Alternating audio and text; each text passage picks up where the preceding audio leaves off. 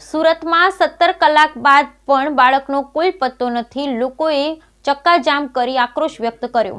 સુરતમાં 17 કલાક બાદ પણ બાળકનો કોઈ પત્તો નથી. લોકોએ ચક્કાજામ કરી વ્યક્ત કર્યો આક્રોશ. સુરતમાં માતા સાથે આઈસ્ક્રીમ ખરીદવા નીકળેલ 2 વર્ષનો બાળક ગટરમાં પડી ગયો હતો. આ અંગે ફાયર બ્રિગેડને જાણ કરવામાં આવી હતી. માહિતી મળતાની સાથે જ ફાયર બ્રિગેડની ટીમ ઘટના સ્થળે પહોંચી હતી અને બાળકની શોધખોળ શરૂ કરી હતી. કલાકો બાદ પણ બાળકનો કોઈ પત્તો લાગ્યો ન હતો. ફાયર બ્રિગેડની ટીમે બચાવ કાર્યમાં લાગેલી છે. ગટરની અંદર બાળકને શોધવા માટે અંડર વોટર કેમેરાનો ઉપયોગ કરવામાં આવી રહ્યો છે. સુરતના કતાર ગામમાં ખુલ્લી ગટરમાં બાળક ગરકાવ થઈ ગયું છે. આ વાતને 17 કલાક થઈ ગયા તેમ છતાં બાળકની કોઈ ભાળ મળી નથી, જેને કારણે પરિવારમાં આક્રોશ છવાયો છે. સ્થાનિકોએ ભેગા મળી રોડ ચક્કાજામ કરતા પોલીસ પણ પહોંચી છે. કલાકો વીતી ગયા તેમ છતાં બાળક ના મળતા પરિવારમાં ચિંતા તો છે, પરંતુ તંત્રના પેટનું પાણી પણ હલતું નથી. આ ઘટના સુરત શહેરના વરિયા વિસ્તારમાં બની હતી. અહીં એક 2 વર્ષનો બાળક તેની માતા સાથે આઈસ્ક્રીમ ખરીદવા બહાર ગયો હતો. રસ્તામાં ગટર લાઇનનું કવર ખુલ્લું હોવાથી બાળક તેમાં પડી ગયું હતું. આ ઘટના બુધવારે સાંજે 5:30 વાગ્યાના આસપાસ બની હતી.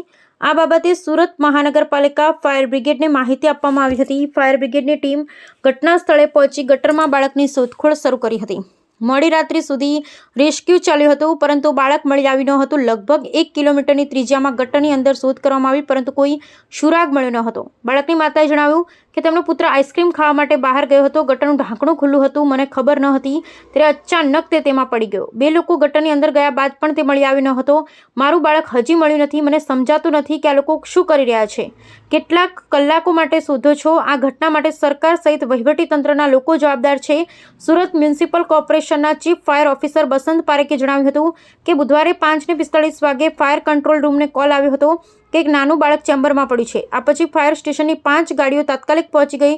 દરેક મેન્યુઅલ ખોલીને સર્ચ કર્યું. અત્યાર સુધીમાં 4 મેન્યુઅલ ખોલ્યા. જો ચેમ્બરની અંદર 5 થી 6 ફૂટ પાણી હોય તો તેનો પ્રવાહ વધારે હોય છે. બાળકને શોધવા માટે અંડર વોટર કેમેરાની મદદ લેવામાં આવી રહી છે. યુવાનો વ્યસ્ત છે. પાણીના પ્રવાહને કારણે બાળક કેટલું આગળ વધ્યું છે તે અમે કહી શકતા નથી. 5 ફાયર સ્ટેશન પરથી વાહનો મંગાવવામાં આવ્યા છે. Bureau report Sunil Ganjewala, Surat. મારું નામ હિતેશ નાથ છે. શું ઘટના બની છે? કાલે 5 વાગે અમારા સમાજની દીકરી એમનું બાળક લઈ અને અહીંયા બુધવારી ભરાય છે ત્યાં ખરીદી કરવા માટે આવી હતી. હવે બાળકે આઈસ્ક્રીમ ખાવાની જીદ કરવાને કારણે બાળક હાથમાંથી હાથ છોડાવી અને ભાગ્યું. એવું ભાગ્યું ત્યાં ગટર હતી. એ ગટર વરસાદી ગટર હતી, પણ વરસાદી ગટરની ઉપર ઢાંકણું નહોતું. પણ જ્યારે બાળક અંદર પડ્યું તો ત્યાં 5 થી 6 ફૂટ પાણી અંદર ભરેલું હતું, કારણ કે ગટર એમાં ડાયવર્ટ કરેલી હતી અને એ ડાયવર્ટને કારણે બાળક પાણીમાં ગરકાવ થઈ ગયું છે. અને જ્યારે ગરકાવ થઈ ગયું છે, ફાયર સેફ્ટીને અમે ફોન કર્યો હતો તો એક્સચેન્જ આવતું હતું. પછી અમે ચેરમેનને ફોન કર્યો તો 10 મિનિટની અંદર ચેરમેન આવ્યો.